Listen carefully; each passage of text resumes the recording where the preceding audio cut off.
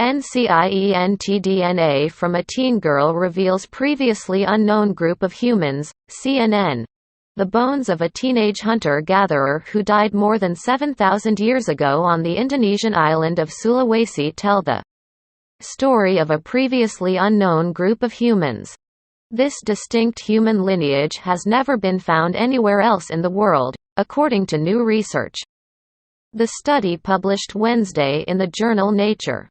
We have discovered the first ancient human DNA in the island region between Asia and Australia, known as Wallacea, providing new insight into the genetic diversity and population history of early modern humans in this little understood part of the world, said study co-author Adam Brum, a professor of archaeology at Griffith University's Australian Research Centre for Human Evolution, via email.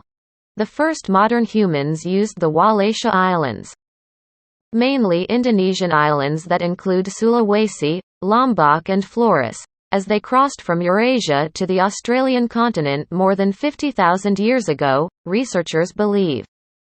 The exact route or how they navigated this crossing, however, is unknown. They must have done so using relatively sophisticated watercraft of some kind. As there were no land bridges between the islands, even during the glacial peaks of the last ice age, when global sea levels were up to 140 meters, 459 feet, lower than they are today, Brum said.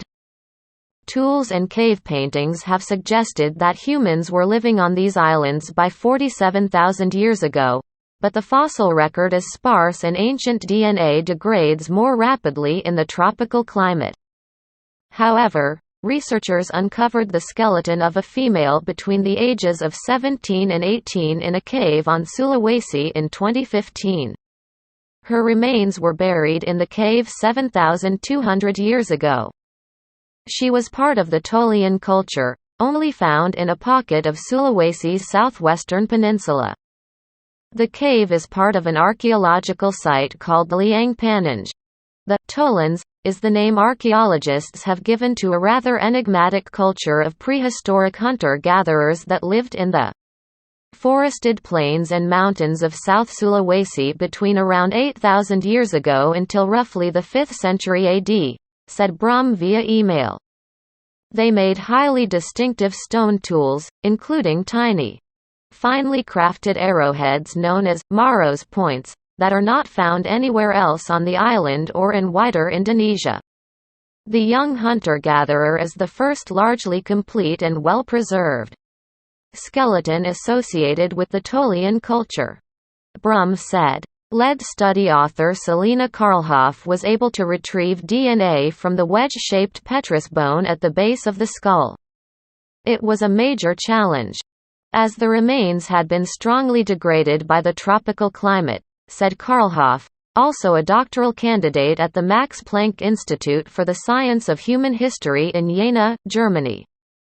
In a statement, "Secrets hiding in DNA. The work to retrieve the genetic information was well worth it. The young woman's DNA showed that she descended from the first wave of modern humans to enter Wallacea 50,000 years ago.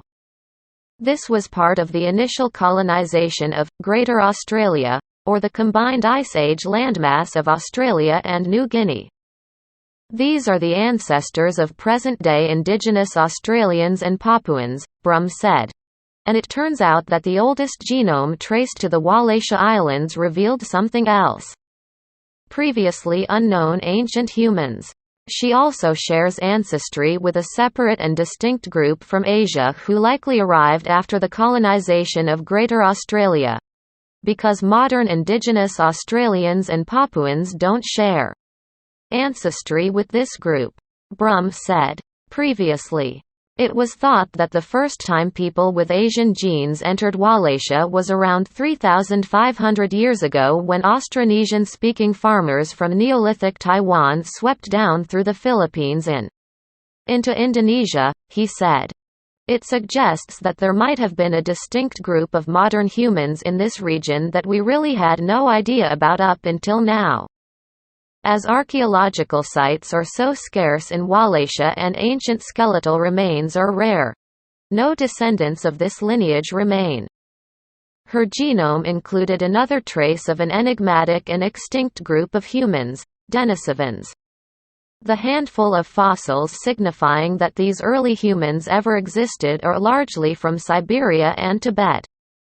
The fact that their genes are found in the hunter-gatherers of Liang Panenge supports our earlier hypothesis that the Denisovans occupied a far larger geographical area than previously understood, said study co-author Johannes Krause, a professor of archaeogenetics at the Max Planck Institute for Evolutionary Anthropology in Leipzig, Germany, in a statement.